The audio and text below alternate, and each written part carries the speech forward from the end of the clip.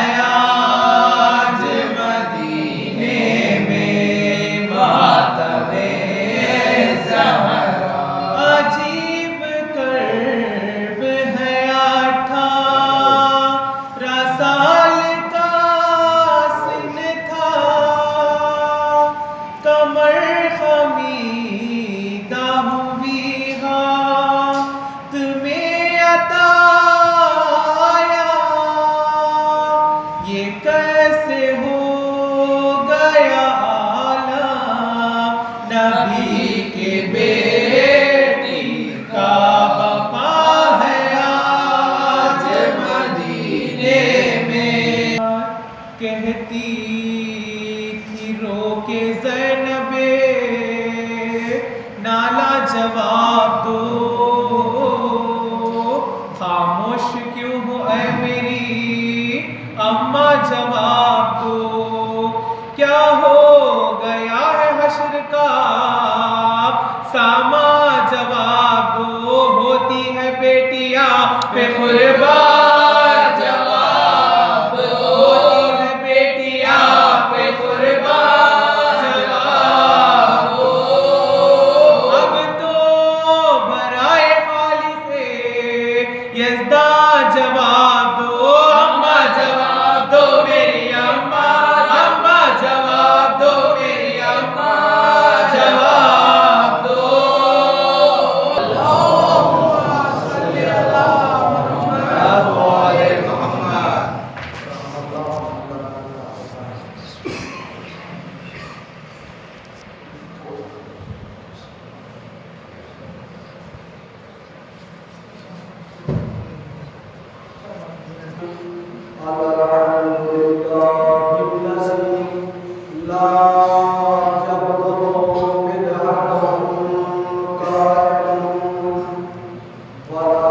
اللہم صلی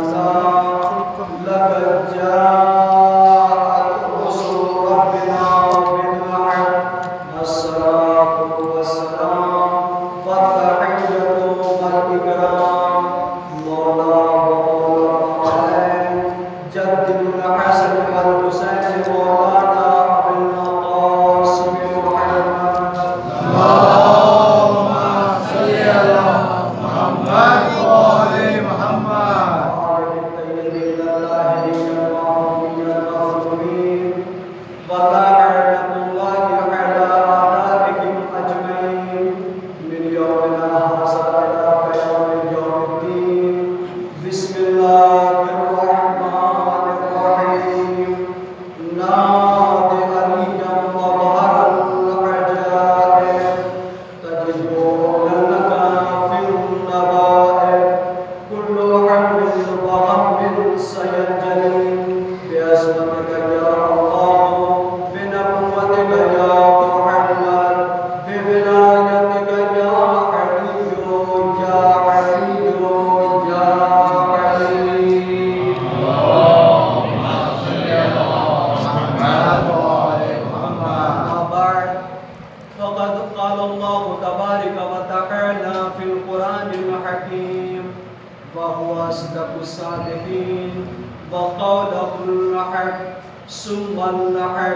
بسم اللہ الرحمن الرحیم فی بیوت اذن اللہ ان ترفع ویذکر فیہا اسمہ یسبح لہ فیہا بالغدو والآصال صراط اللہم صلی علی محمد وعلی محمد. برادران عزیز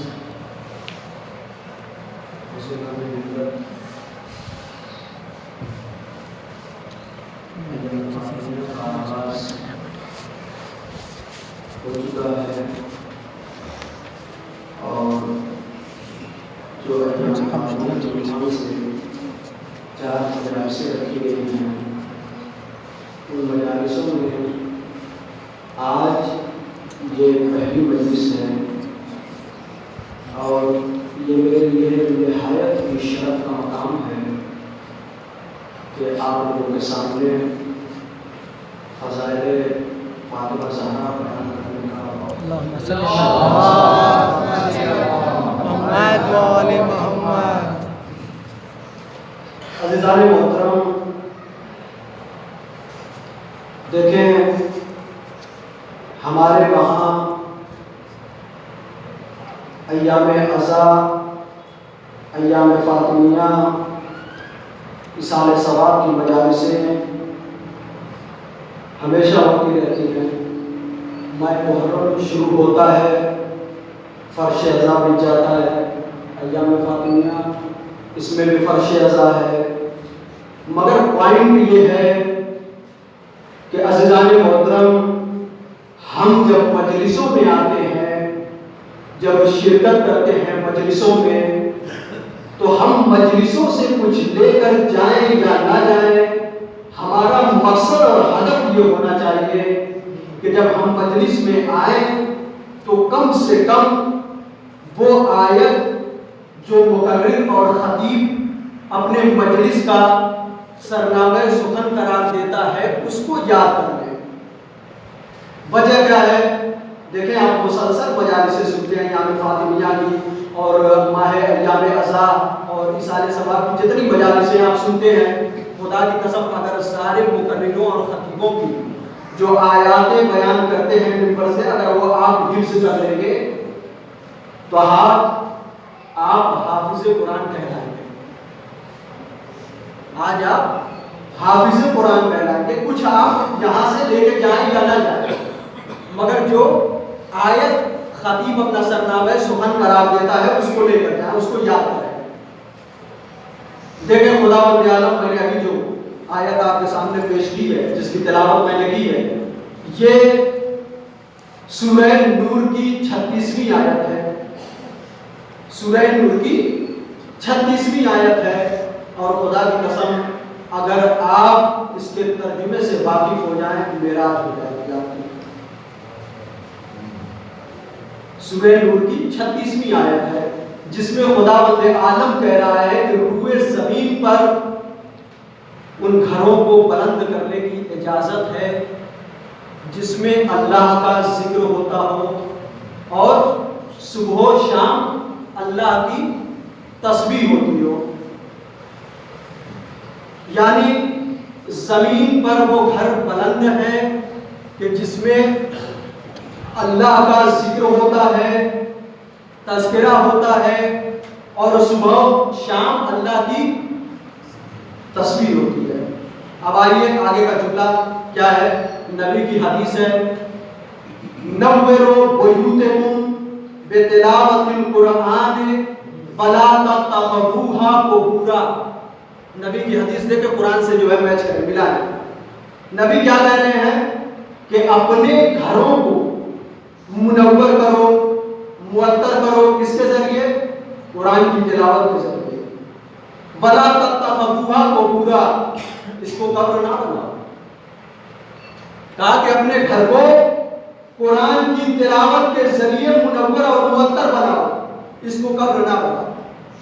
اب آپ دیکھیں اس روئے زمین پر آپ کی جہاں تک نظر جاتی ہے، آپ یہ نہ دیکھیں کہ یہ عمارت کتنی اونچی بنی ہوئی ہے، محل کتنا بہترین ہے، کتنا خوبصورت ہے، کتنا قیمتی ہے، اس میں کتنا پیسہ لگا ہے، اس بلڈنگ کے مالے کتنے ہیں، طبقے کتنے ہیں، یہ نہ دیکھیں۔ آپ یہ دیکھیں کہ اس گھر میں اللہ کا ذکر ہوتا ہے یا نہیں۔ اگر اللہ کا ذکر ہوتا ہے تو وہ گھر گھر کہلانے کے قابل ہے، اگر اللہ کا ذکر نہیں ہوتا تو وہ گھر گھر نہیں ہے۔ بھائی وہ گھر نہیں ہے۔ اب آگے کیا ہے؟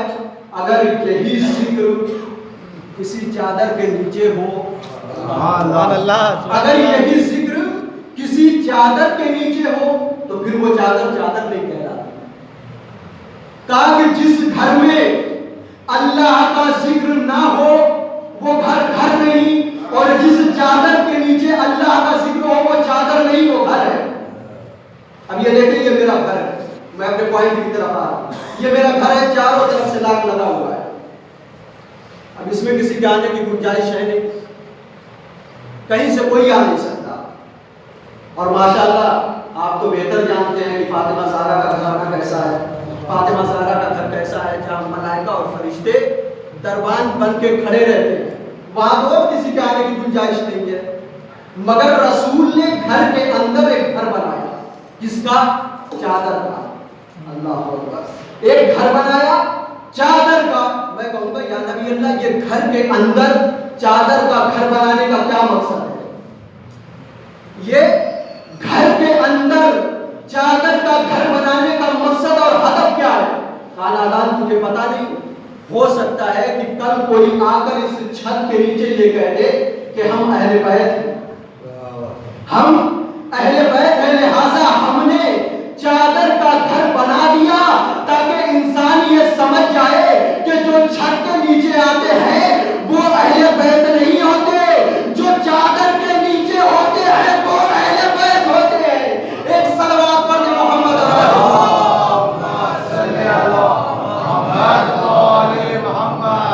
آپ نے بڑی آسانی سے جملہ سن لیا، شاید آپ کو سمجھ میں نہیں آیا. میں پھر سے تھوڑا سا آگے بڑھتا ہوں. اب دیکھیں چادر کا رسول نے گھر بنایا. اب بات چادر کی آ گئی تو ایک جملہ میرے جوان بھائیوں کے لیے یہ جملہ ہے. علماء کرام تشریف فرمائیں اور میری بحث اور یہ میری گفتار جو ہے بزرگوں کے لیے نہیں ہے، اس لیے کہ وہ بہتر جانتے ہیں مجھ سے. مسلسل میں نے کی وجہ سے پڑھی نہیں ہے، اس سے زیادہ یہ لوگ سنے ہیں، ان کو نالج زیادہ ہے. چادر کی بات ہے تو جب خانہ کعبہ بنا مکہ میں، خداوند عالم کے حکم سے جناب ابراہیم اور جناب اسماعیل نے خانہ کعبہ کو بنایا. آپ بہتر جانتے ہیں کہ اللہ کے حکم سے جناب اسماعیل اور جناب ابراہیم نے خانہ کعبہ کو بنایا. مگر آپ یہ بتائیے کہ کیا خانہ کعبہ جناب ابراہیم اور اسماعیل سے پہلے موجود نہیں تھا؟ خانہ کعبہ جناب ابراہیم اور اسماعیل سے پہلے موجود تھا، مگر خدا کے حکم سے جناب ابراہیم اور اسماعیل نے دوبارہ خانہ کعبہ کو تعمیر کیا. اب جب خانہ کعبہ تعمیر ہو گیا، بن گیا، روایت بتاتی ہے، آپ کو حوالہ دے دوں، علامہ بخش حسین جارا، یہ پاکستان کے ایک بہت بڑے علامہ ہیں، آیت اللہ کہا جاتا ہے. انہوں نے اپنی کتاب میں لکھا ہے کہ جب خانہ کعبہ تعمیر ہو گیا مکہ میں، تو مکہ میں جو سب سے پہلا قبیلہ آ کر بسا ہے، میرے جوان بھائی اس پر توجہ دیں، ہسٹری ہے جسے یاد رکھیں، کہا جو سب سے پہلا قبیلہ آ کر مکہ میں بسا ہے اس قبیلے کا نام ہے قبیلہ بنی جرہم. کیا نام ہے؟ قبیلہ بنی جرہم. یہ خانہ کعبہ کے چاروں طرف سے جو ہے یہ لوگ بس گئے. اب جب خانہ کعبہ کے چاروں طرف بسے، انہوں نے بالکل اپنا مکان تعمیر کیا، کیسا؟ خانہ کعبہ کی شکل کا. اپنا گھر انہوں نے خانہ کعبہ کی شکل کا بنایا. اب دیکھیں جب خانہ کعبہ کی شکل کا انہوں نے چاروں طرف سے اپنا گھر بنا لیا، اب وہ حضرات جو خانہ کعبہ سے واقف ہیں، جو بیت اللہ سے واقف ہیں، وہ تو آسانی سے اللہ کے گھر تک پہنچ جائیں گے. مگر جو نہیں جانتے کہ اللہ کا گھر کون ہے، اب اتنے سارے ایک جیسے گھر ہیں، انسان کنفیوز ہو جائے گا کہ بھائی اللہ کا گھر کون ہے. تو یہ اپنی روایت لکھتے ہیں، کہتے ہیں کہ ایک قافلہ آیا اللہ کے گھر کی زیارت کے لیے. جب یہ مکے میں آیا، اس نے دیکھا کہ چاروں طرف جو ہے خانہ کعبہ کی طرح جو ہے گھر بنے ہوئے ہیں، سب کے گھر ایک جیسے، ایک شکل ہوتے ہیں. تو جب یہ قافلہ آیا تو کسی نے پوچھا کہ بھائی یہ بیت اللہ کہاں ہے؟ اب ہر زمانے میں مذاق کرنے والے موجود ہوتے ہیں.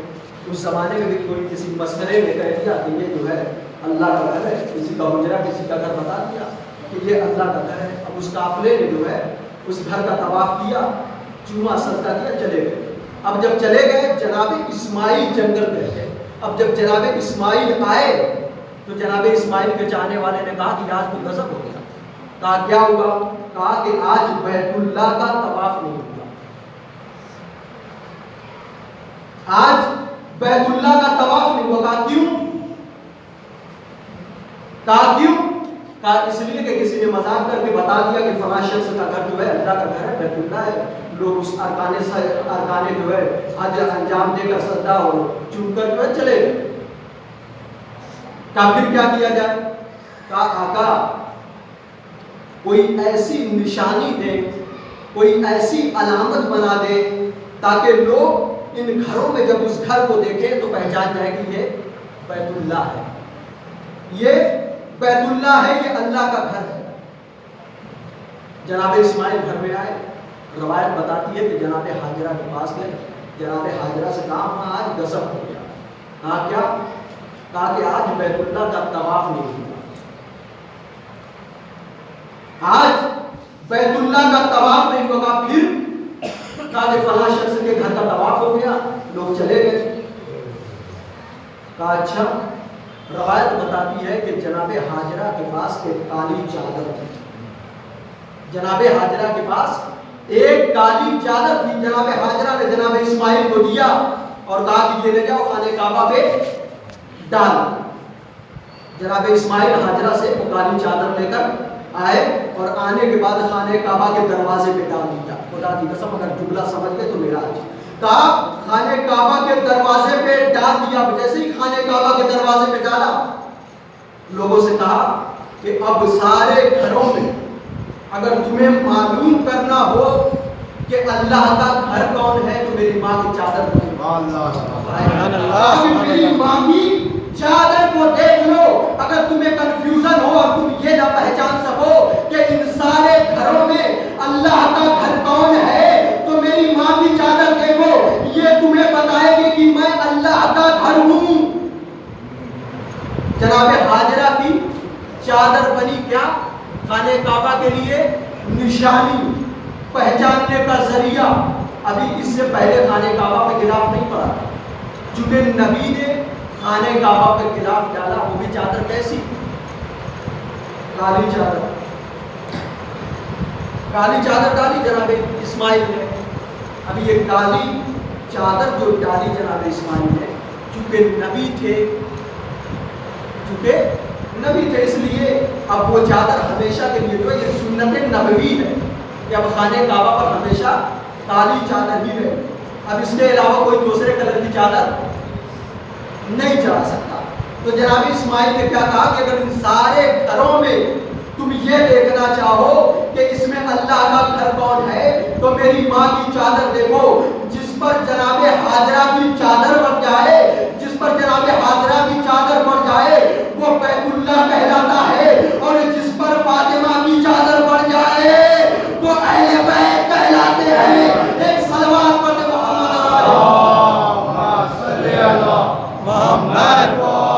محمد. جناب حاجرہ کی چادر بنی خانہ کعبہ کا معیار، پہچاننے کا معیار، یہ نشان ہے جناب حاجرہ کی چادر خانہ کعبہ کے پہچاننے کا. اب دیکھیں خانہ کعبہ کے سامنے بالکل جسٹ سامنے جو حج کرنے گئے وہ دیکھیں گے بادشاہ نے اپنا ایک بلڈنگ اپنا ایک محل بنوایا، اپنی ایک بلڈنگ اور اپنا ایک محل بنوایا ہے بالکل خانہ کعبہ کے سامنے. ایک بڑا سا گنبد بھی لگوایا ہے. اب دور سے جو حضرات دیکھیں گے وہ یہی سمجھیں گے کہ یہ خانہ کعبہ کا ایک حصہ ہے. جو حضرات دور سے دیکھیں گے وہی سمجھیں گے کہ خانہ کعبہ کا ایک حصہ ہے. میں نے مسلمانوں سے پوچھا کہ بھائی آپ طواف ایک ہی مالک خانہ کعبہ کی طرف کیوں کرتے ہیں؟ اس کے سامنے دیکھیں آپ وجہ یہ ہے کہ اس میں کوئی علی جیسا پیدا نہیں ہوا. بے شک کہا اس میں کوئی علی جیسا پیدا نہیں ہوا. اب عزیزان محترم آپ کے ذہن میں اگر تاریخ ہے تو ذرا سا یہ جملہ سوچئے گا کہ جس گھر میں علی کی ولادت ہو جائے وہ گھر عام گھروں جیسا نہیں بلکہ عبادت خانہ بن جاتا ہے. بے شک بلکہ عبادت خانہ اور سجدے کے لائق بن جاتا ہے. اب جملہ سنیے.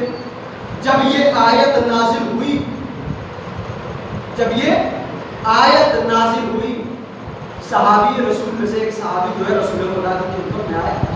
کہا یا نبی اللہ جو سورہ نور کی آیت میں نے تلاوت کی ہے، کہا یہ نبی یا نبی اللہ یہ جو آیت نازل ہوئی ہے یہ کس کی شان میں نازل ہوئی ہے، اس سے کون سے گھر ہوا؟ تو نبی نے کہا تھا ہے بیوت الانبیاء.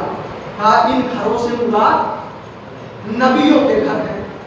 اب جیسے ہی اس نے کہا یا نبی اللہ اس آیت سے مراد کون سے گھر ہیں، یہ سوال تھا اس کا.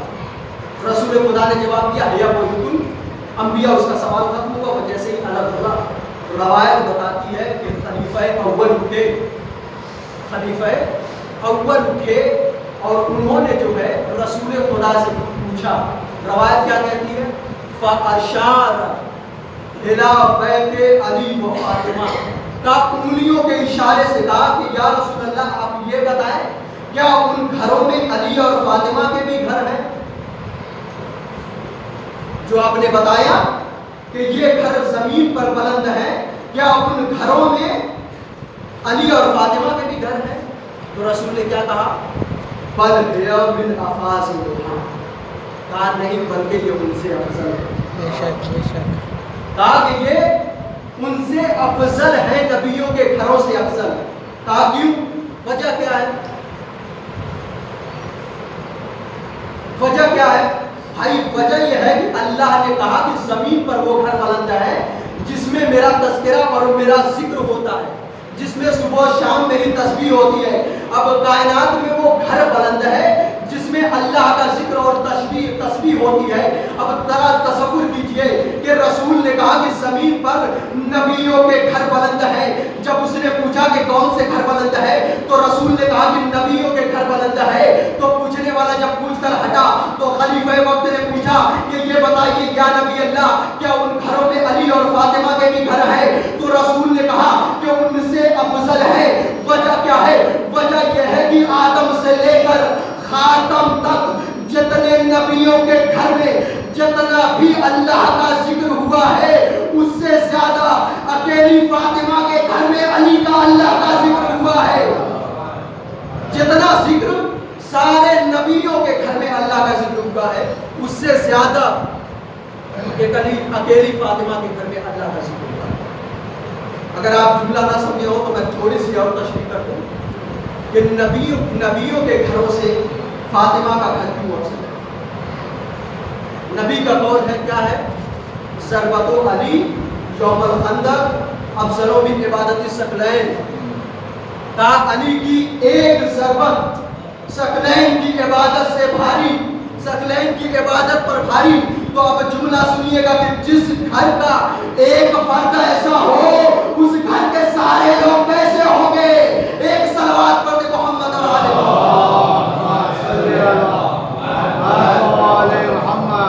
اب دیکھیں کہ جس گھر کا ایک فرد ایسا ہو، میں سمجھ نہیں پا رہا ہوں آپ کے ذہن کو کہ کیا آپ سننا چاہتے ہیں. جس گھر کا ایک فرد ایسا ہو اس گھر کے سارے فرد کیسے ہو؟ یہ ایک چھوٹی سی وضاحت، ابھی جو نہیں سمجھے میں اور سمجھا دوں گا. کہا کہ نبی کے گھروں سے، نبیوں کے گھروں سے فاطمہ زہرا کا گھر افضل اس لیے ہے کہ جہاں نبیوں کے گھروں میں مومن رہتے ہیں وہی کچھ بہکے ہوئے لوگ بھی رہتے ہیں. اب جن کے ذہن میں تاریخ ہے وہ معراج کریں گے. کہا نبیوں کے گھروں میں جہاں کچھ مومن رہتے ہیں وہی کچھ بہکے ہوئے افراد بھی رہتے ہیں.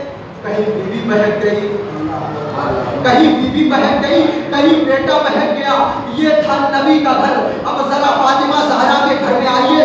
افضل فاطمہ زہرا کا گھر اس وجہ سے ہے نبیوں سے افضل، اس وجہ سے ہے کہ نبی کے گھروں میں کچھ بہکے ہوئے افراد بھی ہیں مگر فاطمہ کا گھر وہ گھر ہے جہاں سارے جنت کے سردار ہیں، جہاں سارے جنت کے سردار ہیں. صلوات پڑھ دے محمد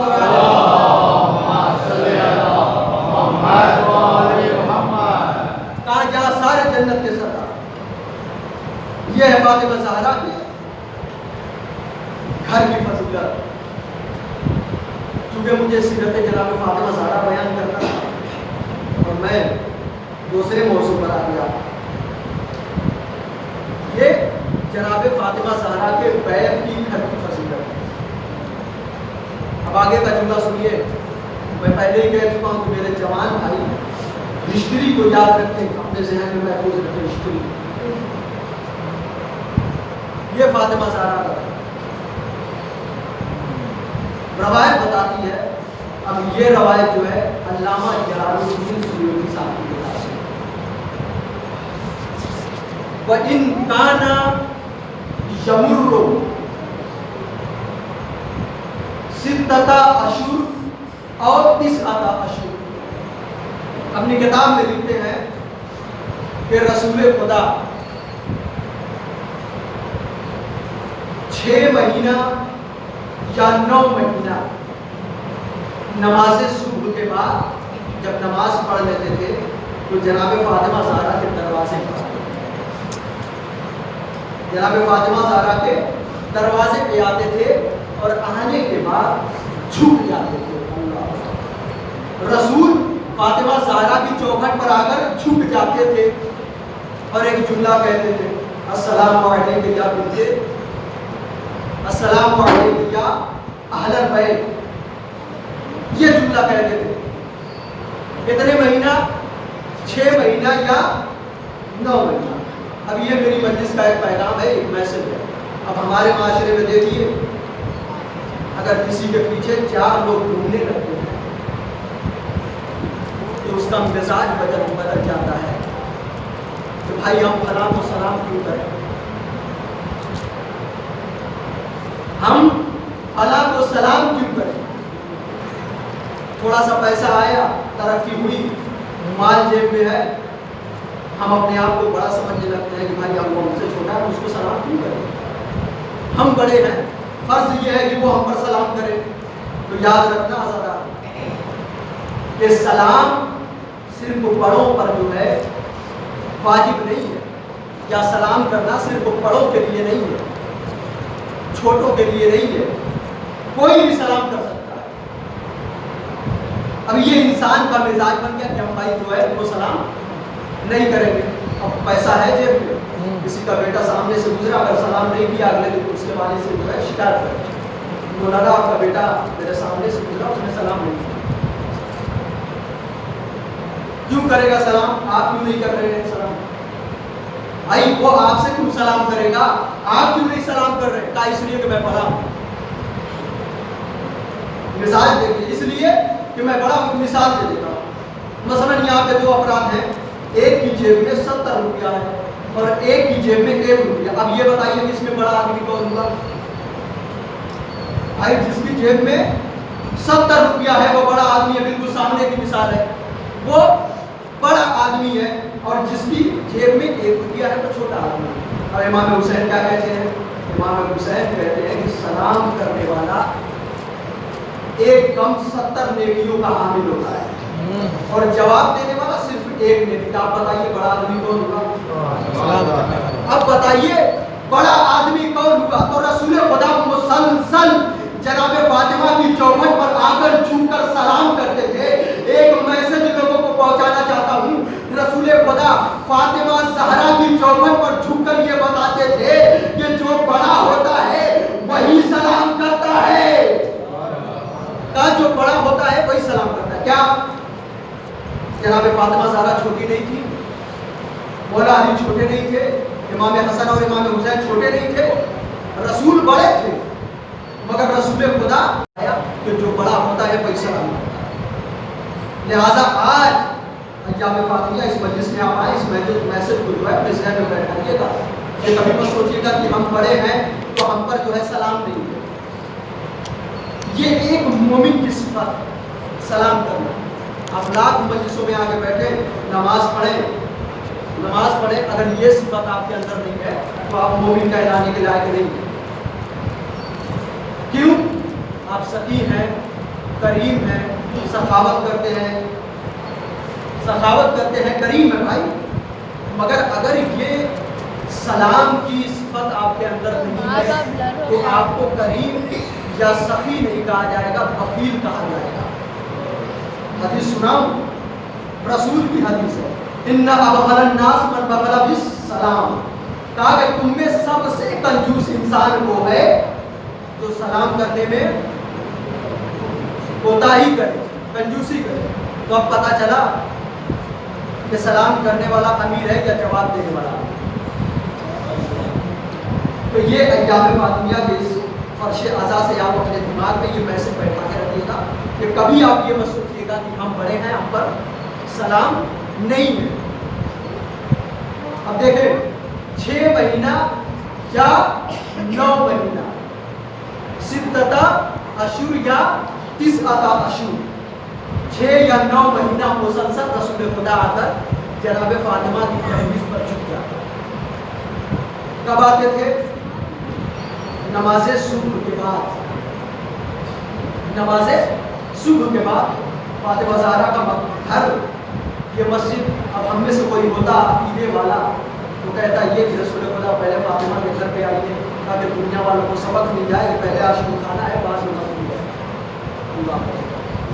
ہم جیسا ہوتا اگر کوئی عقیدے والا تو یہ کہتا یا نبی اللہ پہلے آپ مسجد نہ جائیے، پہلے فاطمہ کے گھر پہ آئیے تاکہ ہم لوگوں کو سبق ملے کہ پہلے عاشق کھانا ہے بعد میں مسجد ہے۔ مگر نبی اللہ پہلے کہاں گئے؟ پہلے مسجد گئے، پھر فاطمہ زہرا کے گھر پر آئے۔ وجہ یہ ہے کہ جب بھی کوئی انسان مسجد میں آئے گا تو پہلے وضو کرے گا، پہلے وضو کرے گا پھر نماز پڑھے گا۔ اب جب کوئی انسان مسجد میں آیا اس نے وضو کیا، جب وضو کر لے گا تو اس کا جسم پاک ہو جائے گا، اس کا جسم پاک ہو جائے گا، نماز پڑھے گا روح پاک ہو جائے گی۔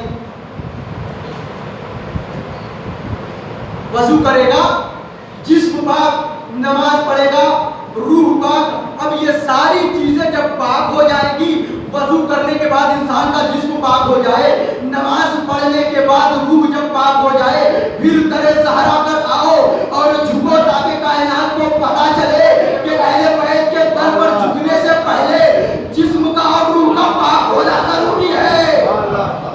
صحابہ ہیں وہی اہل بیت ہیں، جو ازواج رسول ہیں وہی اہل بیت ہیں۔ راویوں نے اپنے کتاب میں لکھا کہ جو اصحاب ہیں وہی کیا ہے؟ اہل بیت ہیں، اور جو ازواج ہیں وہی اہل بیت ہیں۔ مگر خدا کی قسم نبی نے 9 مہینہ اصحاب کو پیچھے رکھا اور ازواج کے گھروں کو ایک طرف رکھ کر کائنات کو بتا دیا کہ نہ اصحاب اہل بیت ہیں نہ ازواج اہل بیت ہیں۔ جو اہل بیت کی چوکھٹ پر جھک جائے تاکہ جہاں ساری کائنات جھک جائے وہ اہل بیت ہے۔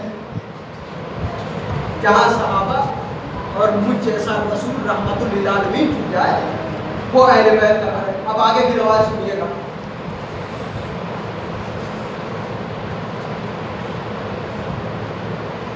اذا کانت دخلت فاطمہ،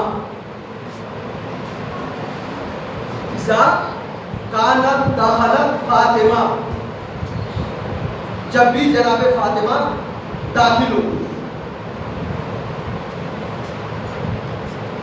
مقام رسول اللہ صلی اللہ علیہ وآلہ وسلم،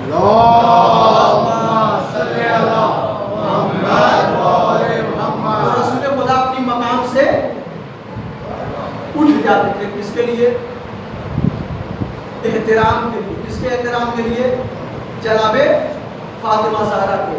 یہ لفظ کا لطف ہے کہ اذا کے معنی جب استعمال کیا گیا ہے، ورنہ اذا جہاں آتا ہے وہاں جب نہیں۔ جس وقت جب اور جتنی بار آتی تھی جناب فاطمہ زہرا، رسول خدا اتنی بار اٹھ جاتے تھے۔ اگر دن میں 100 بار آتی تھی تو 100 بار رسول خدا جناب فاطمہ کے احترام میں اٹھ جاتے تھے۔ آگے کا جملہ کیا ہے؟ رسول خدا اپنے مقام سے اٹھ جاتے تھے، صرف اٹھتے نہیں تھے، اپنی جگہ پر فاطمہ کو بیٹھا دے۔ سبحان اللہ سبحان اللہ۔ اپنی جگہ پر جناب فاطمہ کو بیٹھا دیتے تھے۔ اب ایک اور روایت، ایک اور ہسٹری جو ہے آپ کے ذہنوں تک پہنچانا چاہتا ہوں۔ یہ بھی جو ہے علامہ جلال الدین سیوطی کی کتاب میں ملے گا، آپ کو ان کی تفسیر میں ملے گا۔ ابو سفیان کی ایک بیٹی تھی جس کا نام ام حبیبہ، ام حبیبہ۔ یہ ساری چیزیں یاد رکھیے، کہیں ایسا نہ ہو کہ کل آپ سے سوال ہو جائے یا پہلے بیٹھ کے آپ چاہنے والے ہیں، ماننے والے ہیں، یا آپ کو اسلام کی ہسٹری معلوم ہے، اسلام کے بارے میں آپ کو چاہتے ہیں۔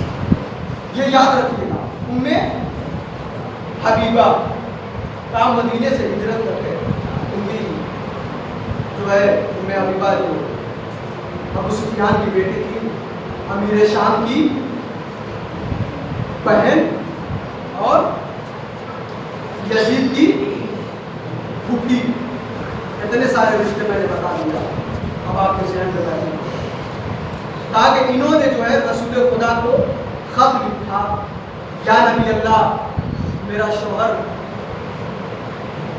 مر گیا ہے یا مرتد ہو گیا ہے، میں کیا کروں گا؟ رسول خدا نے کہا کہ مدینے آ جاؤ۔ اب ام حبیبہ مدینے جب آئی تو رسول خدا نے ان سے کیا کیا؟ شادی کروں ام حبیبہ سے۔ اب جب ام حبیبہ سے جناب رسول خدا نے شادی کر لی، ایک دن باپ کا دل یہ ہوا کہ بیٹی سے ملاقات کرے۔ باپ جو ہے بیٹی سے ملاقات کرنے کے لیے مدینے آیا۔ خدا کی قسم جملہ سن لیجیے گا، ہو سکتا ہے کہ اس مجلس کا سب سے بہترین جملہ آپ کی سماعتوں تک پہنچا، تاکہ باپ کا دل یہ ہوا کہ وہ بیٹی سے ملاقات کرنے کے لیے مدینہ جائے۔ اب ابو سفیان مدینے آیا، دیکھا کہ مسند رسول بچھی ہوئی ہے، مسند رسول بچھی ہوئی ہے، جہاں کہ اس پہ بیٹھوں بیٹی نے فوراً مسند رسول کو لپیٹ دیا۔ بیٹی نے فوراً مسند رسول کو لپیٹ دیا، کہا کہ مجھے پتا ہے کہ آپ میرے باپ ہیں، مگر میں کسی نجیس انسان کو رسول کی جگہ پر کہا کسی نجیس انسان کو رسول کی مسند پر بیٹھنے نہیں دوں گی۔ بیٹی نے یہ فیصلہ کر دیا کہ نبی کی جگہ پر وہی بیٹھے گا جو پاک ہو۔ بیٹی نے یہ فیصلہ کر دیا کہ نبی کی جگہ پر وہی بیٹھے گا جو پاک ہو۔ ایک سلوات پڑھتے ہیں محمد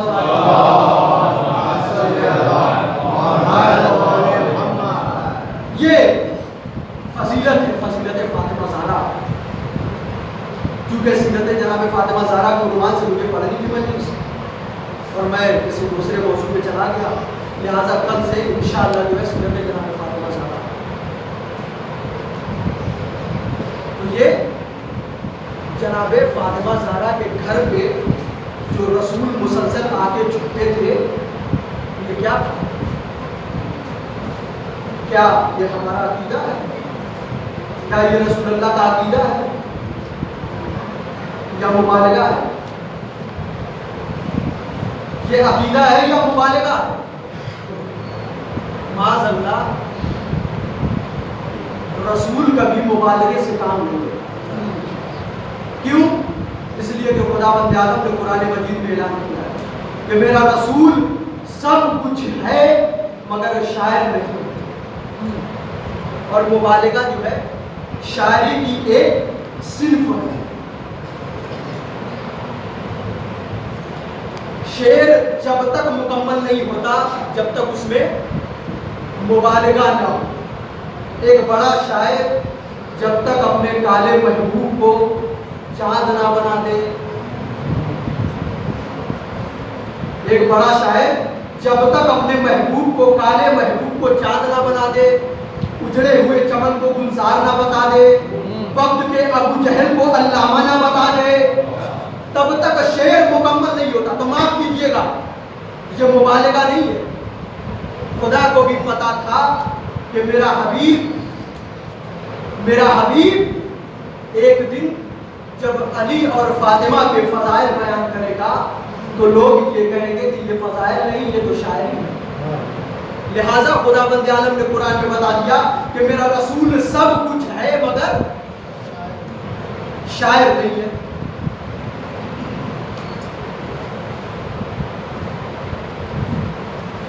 تو فاطمہ زہرا کے دروازے پہ آنے کے لیے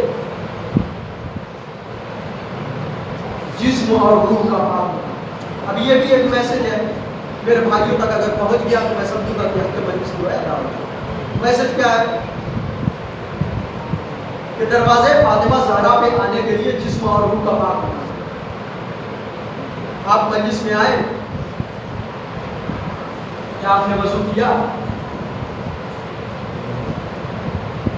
کیا آپ نے وضو کیا؟ مسجد میں آیا، مجلس میں آئے، کہا کہ ہمیں درس یہ ملتا ہے کہ جب بھی جناب فاطمہ زہرا کی تحریر پر جاؤ، جناب فاطمہ زہرا کے دربار میں جاؤ تو باوضو ہو کر جاؤ اور اکیلے نہ آنا۔ مجالسوں میں اکیلے نہ جانا، اپنے بھائیوں کو ساتھ میں لے کر جانا، اور یہ بھی خدا کی قسم سب کو توفیق نہیں ہوتی، اس لیے کہ کچھ افراد گھر سے ارادہ کر کے چلتے ہیں کہ مجلس میں جائیں گے، مگر دروازے تک آ کر رک جاتے ہیں، ان کی توفیق نہیں ہے کہ وہ فرش اعضاء تک آئیں۔ تو ہمیں کیا درس ملا کہ جناب فاطمہ زہرا کی تحریر پر آنے کے لیے جسم کا پاک ہونا ہے۔ اب ہم مجلس میں آئے، ہم نے وضو نہیں کیا، تو مجلس میں جب بھی آئیے گا اکیلے مت آئیے گا، اپنے بھائیوں کو لے کر آئیے گا، اور جو آپ کے مرحومین ہیں نیت کر کے آئیے گا گھر سے کہ میں مجلس میں جا رہا ہوں، اپنے والدہ مرحومہ والد مرحوم کی طرف سے، والدہ مرحومہ کی طرف سے، جملہ مبنی مومنات کی جانب سے قربت اللہ۔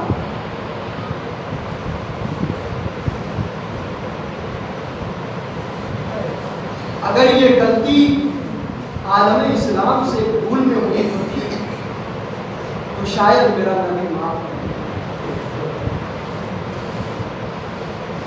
مگر فاطمہ کہتی رہی کیا تم اس گھر میں آگ لگا دو گے جس میں رسول کی بیٹی ہے؟ آج پہلی مجلس ہے اور آپ پوچھا دینے کے لیے اس فرش اعضاء پر آئے ہیں، خدا کرے کہ ایک ہی قطرہ جناب سیدہ امام میں آپ کی آنکھوں سے آیا ہے۔ آج آپ آئے اس فرش اعضاء پر علی کو تسلی دینے کے لیے۔ آج آپ اپنی آوازوں کو اتنا بلند رکھیے گا کہ یہ آواز حسنین کی یتیمی کی آواز سے مل جائے، حسنین کی یتیمی کی آواز سے مل جائے۔ آج آپ آوازوں کو آہستہ نہ رکھیے گا، اس لیے کہ آوازوں کو آہستہ رکھنے کا حکم صرف زینب و کلثوم کو ہوتا ہے۔ آپ جتنا چاہے مل جا کرتے،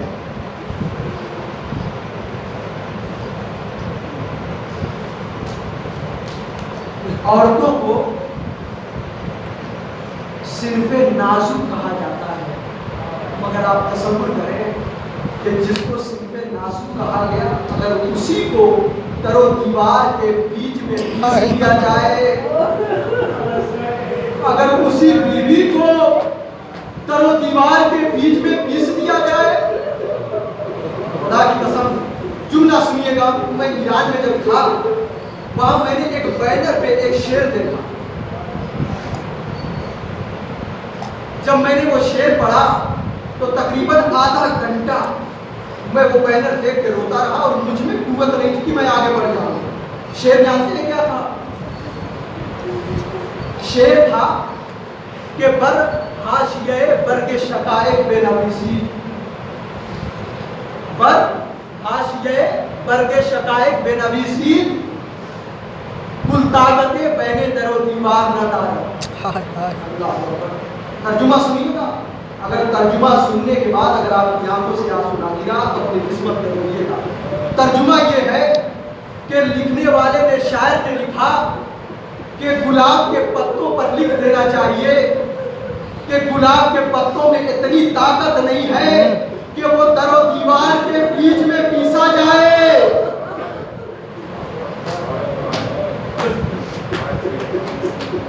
جب میں نے یہ شعر پڑھا ایک رقت طاری ہو گئی میرے اوپر۔ اب وہ بیوی جو کہتی رہی کہ کیا اس گھر میں آگ لگا دو گے جس میں حسنین رہتے ہیں، جس میں علی اور فاطمہ، کیا اس گھر میں آگ لگا دو؟ اب ایک روایت سن لیجیے گا، روایت کے بعد ربط مسائل ختم۔ روایت کیا ہے؟ ہمارے چھٹے امام کا زمانہ ہے، بشار نام کا ایک شخص ہے، مولا کی خدمت میں آیا، آنے کے بعد کہا مولا سلام ہوا آپ پر، مولا نے سلام کا جواب دیا، کہا بشار بیٹھو، بشار بیٹھا، مولا نے کہا کہ کھجوریں رکھی ہوئی تمہارے سامنے کھاؤ، کہا نہیں مولا میرا دل نہیں کر رہا، کہا کیوں؟ کہا اس لیے کہ آج ایسے منظر دیکھ کر ایسا منظر دیکھ کر آیا ہوں کہ کھانے کا دل نہیں کر رہا. کہا اچھا بشار کچھ کھجوریں کھا لو پھر میں تم سے بات کرتا ہوں. روایت بتاتی ہے کہ بشار نے کچھ کھجوریں کھائی. مولا نے کہا کہ پھر کھا لو. کہا نہیں مولا اب دل نہیں کر رہا ہے. کہا دل نہیں کر. کہا بشار بات کیا ہے؟ کہا آقا جب میں بازار سے گزر رہا تھا تو میں نے دیکھا کہ منصور دوانیکی کے سپاہی ایک خاتون کو ایک ضعیفہ کو گھسیٹ کر لے جا رہے تھے. گھسیٹ کر لے جا رہے تھے. جب میں نے لوگوں سے معلوم کیا کہ اس کا جرم کیا ہے, کس جرم میں گھسیٹ کر لے جا رہے ہیں, تو پتا چلا کہ اس نے بڑے بازار میں بیوی کے قاتلوں پر لعنت بھیجی ہے. ارے جیسے ہی مولا نے یہ جملہ سنا ارے مولا تڑپ گئے. کہا بشار مسجد سہلا چلو میں اپنی جدہ کی چاہنے والی کے لیے رہائی کی دعا کروں گا. اجر ملے گا. کہا کہ میں اپنی جدہ کی چاہنے والی کی رہائی کے لیے دعا کروں گا. مولا بشار کو لے کر مسجد سالہ میں آئے. ایک صحابی کو بلایا, ایک شاگرد کو بلایا, کچھ درہم و دینار دیے. کہا کہ یہ فلاں جگہ لے جاؤ جہاں پر بیوی کو جو ہے بند کیا گیا ہے, یہ جرمانہ دے گا اور بیوی کو چھڑا کر جو ہے اس خاتون کو چھڑا کر لانا. وہ شاگرد لے کر گیا عورت کو, اس خاتون کو چھڑا کر لایا. اب جب مولا کی خدمت میں وہ خاتون آئی, مولا سے سلام کیا. مولا نے جواب سلام کیا. اس بیوی سے مولا نے ایک جملہ پوچھا. کہا خاتون یہ بتا کہ آخر کون سی مصیبت تجھے یاد آ گئی تھی کہ تم نے بڑے بازار میں میری جدہ کے قاتلوں پر لعنت کر دیا. کہا آقا میں تو بازار سے گزر رہی تھی. جب میں بازار سے گزر رہی تھی تو میرے پیر کے نیچے کچھ آ گیا اور جیسے ہی میرے پیر کے نیچے آیا آقا میں پسلیوں کے بل گر گئی. اور جیسے ہی پسلیوں کے بل گری جب میری پسلیوں میں چوٹ آ گئی, جب میری پسلیوں میں چوٹ آئی مولا مجھ سے نہ کلام کیا جا رہا تھا نہ میں سانسیں لے پا رہی تھی.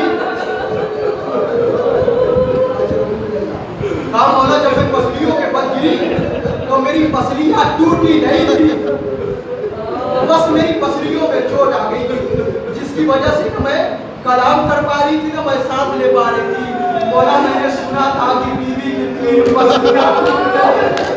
سیدہ کی 3 پسلیاں ٹوٹ گئی تھی. آقا رضا بتا دے کہ اگر جس کی 3 پسلیاں ٹوٹی ہو وہ کس طریقے سے سانس لے رہی ہو.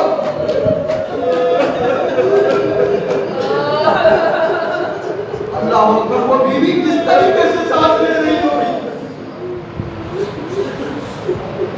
اب جیسے ہی مولا نے یہ جملہ سنا, روایت بتاتی ہے کہ میرا مولا اس قدر رویا کہ 10 تاریخ ہو گیا. 10 میں آگے مولا یہ مصیبت ہے جناب فاطمہ زہرا. روایت بتاتی ہے کہ ہر امام اپنی جدہ کے غم کو, اپنے جدہ کی مصیبت کو, اپنی جدہ کو یاد کر کے بہت رویا ہے.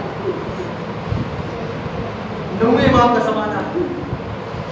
8ویں امام بیان کرتے ہیں کہ میں نے دیکھا کہ میرا بیٹا زمین پر ہاتھ مار مار کے رو رہا ہے. جب میں نے پوچھا کہ بیٹا کیا بات ہے, کہا بابا مجھے میری جدہ یاد آ گئی, میری جدہ کی مصیبت ہے مجھے یاد آ گئی. یعنی میرے بابا ہر لمحہ جس در کو چوما کرتے تھے اس در کو جلانے والے, اس در کو جلانے والے, جلوانے والے نہ